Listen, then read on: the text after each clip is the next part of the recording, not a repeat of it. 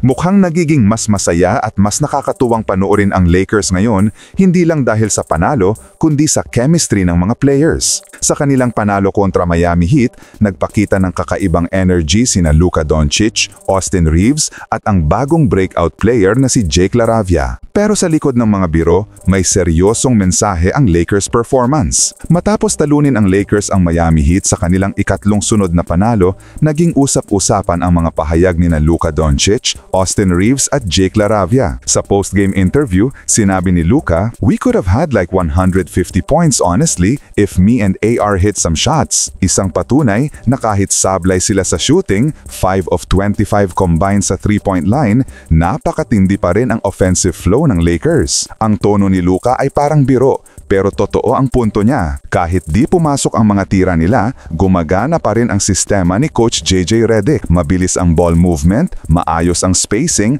at lahat ay nakikibahagi sa opensa. Kapansin-pansin din ang kumpiyansa ng buong roster, mula sa starters hanggang sa bench. Sinundan naman ito ng nakakatawang banat ni Austin Reeves. "He's an idiot. He acts like a kid. He needs to grow up at some point." Kitang-kita dito ang magandang samahan ng dalawa. Sa kabila ng mga asaran, lumalalim ang chemistry nila sa court. Ang ganitong klase ng camaraderie ay bihira at ito mismo ang nagpapagana sa Lakers ngayon. Pero kung may tunay na highlight ng gabi, iyon ay si Jake LaRavia. Nagpakilala siya sa buong Lakers Nation matapos magtala ng 25 points, 8 rebounds, 3 assists at 4 steals. Sinagot pa niya ang mga bumibira sa kanya sa social media matapos marinig ang "Who is number 12" chant noong laban sa Minnesota.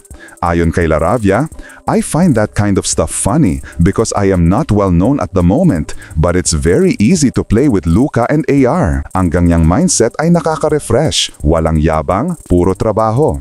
Maging si Coach JJ Redick ay nagpahayag, "Not surprised, he's got a knack for the game." Ibig sabihin, may tiwala ang coach sa kakayahan ni LaRavia at mukhang magiging mahalagang piraso siya sa rotation ng Lakers kung magtutuloy-tuloy ang kanyang laro. Sa kabuuan, kahit hindi perpekto ang shooting ni Luka at Reeves, nagpadala sila ng malinaw na mensahe. Hindi mo kailangang umiskor ng 40 points para manalo. Kailangan mo lang ng tiwala sa sistema at sa isa't isa. Makikita natin ngayon ang malaking pagbabago sa Lakers. Ang dating team na umaasa lang sa isolation plays, ngayon ay may ball movement, may teamwork at may chemistry. Ang mga biro ni Luka at Reeves ay senyales ng kumpiyansa at comfort level na matagal nang hinahanap ng franchise. At kung patuloy na aangat si Jake LaRavia bilang reliable role player, magiging mas delikado ang Lakers moving forward. Hindi lang star power, kundi kultura ng tiwala at effort ang bumabalik sa Los Angeles. I-comment nyo na lang po sa ibaba ang inyong opinyon at huwag kalimutang mag-subscribe sa aking channel. Maraming salamat po.